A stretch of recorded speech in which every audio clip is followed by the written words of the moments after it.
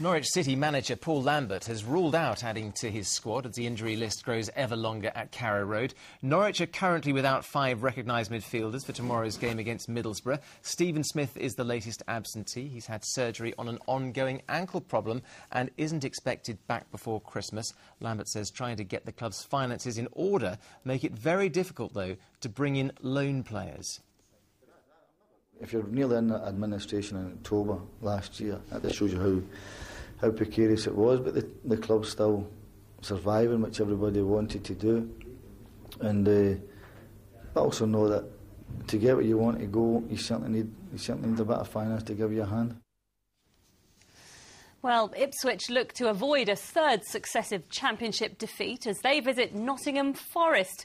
Colchester host Notts County in League One, and Southend, they travel to Bury in League Two.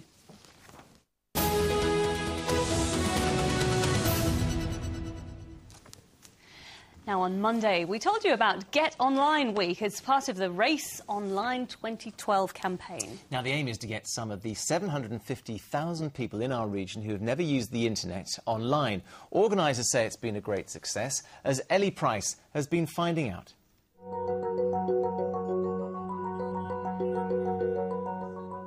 Even in your 80s, you can learn a new thing every day. Ron Barber has been using the internet to transport himself down memory lane. It was a miracle that I pressed the right buttons. I was rather apprehensive with it, but I must say it has made a difference. Probably 50 years' time, I should probably get used to it.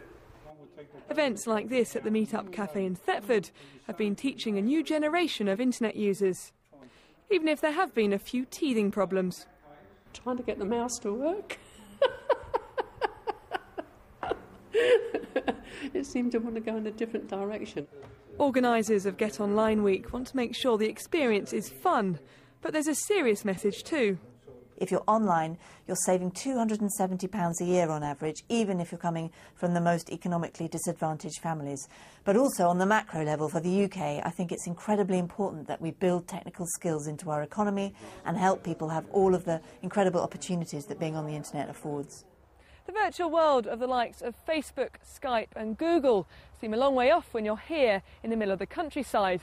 And they are for the many people living in rural areas in our region who don't have access to broadband. The Country Land and Business Association say Essex, Suffolk and Norfolk are the worst affected. They've been mapping so-called not spots of areas that don't have high-speed internet access. The organisation thinks Get Online Week is a great idea, but says it highlights the great divide between town and country. If we are serious about making sure that there is real life in rural areas, then those areas must have access to these basic levels of services. The government has confirmed its £500 million investment in broadband in rural areas in this week's spending review, which will help communities in our region. Get Online Week's target was to introduce 80,000 people across the UK to the wonders of the World Wide Web. They're confident they'll reach that figure, but are eager to stress their work will go beyond the end of this week. Ellie Price, Anglia News. Yes, Ellie Price there, and if you are keen to get online but haven't got involved yet, don't worry. Yes, you can still call 0800 77 1234. That's 0800 77 1234 for information on the hundreds of events still running throughout the month. That's a free phone number from BT Landlines, but other networks and mobiles may charge. We have to tell you that. Now, most children's paintings end up on fridges or walls at home. But Kieron Williamson's have gone slightly further, global in fact, making the 8-year-old from Norfolk a whopping £200,000 so far. It's a lot of pocket money, it is isn't indeed. it? And he's not just got brilliant hands, he's got a wise head, and along with his parents has decided to invest the cash in property. They're house hunting in Cornwall, which is where Natalie Gray caught up with them all. Kieron Williamson has been called a mini Monet, even the next Picasso, a child genius with an amazing ability to paint. He's in Cornwall to buy his first house, but with views like this, he just has to set up his easel. Tell me what it's like. Everybody's saying how special you are and how gifted you are. It's a bit weird because I am even 10 and I'm thinking I'm really good. Are you still loving painting, or is it getting a bit boring now? No, I'm still liking it. Kieron began painting while on holiday here in Cornwall when he was just 5. Before then, his artistic talents were limited to colouring in dinosaurs. He's become one of Britain's most collectible modern artists, despite being only 8. 33 of his paintings sold for £150,000 in just half an hour in his hometown of Holt in Norfolk in July. He'd made about £50,000 from 2 earlier exhibitions. It means that the family can swap their 2-bedroom rented flat for something bigger. What sort of a house would you like? A nice big one. A nice big one? Why would you like a nice big one? Lots of room to hang pictures up. Well, Cornwall is where he was first inspired, of course, and we've had fantastic family holidays each time we've come down. So yeah, we're just toying with the idea of the possibility of maybe a holiday home or something more permanent. We'll see. So, would one of the oldest houses in Loo do? Yeah, great. And it's, you certainly don't need to be an artist to appreciate the view. What do you think? I wouldn't trust you up here with a football, that's the only thing. Do you think you could paint from up here? Mm-hmm. Could you imagine yourself living here? Mm-hmm. Look at that blue building. Kieron's got ideas already where he'd want to be painting, and yeah, I think that would do us all good. You're in love with this place? Definitely. Yeah, definitely. And I think the children are as well, which makes it a lot easier.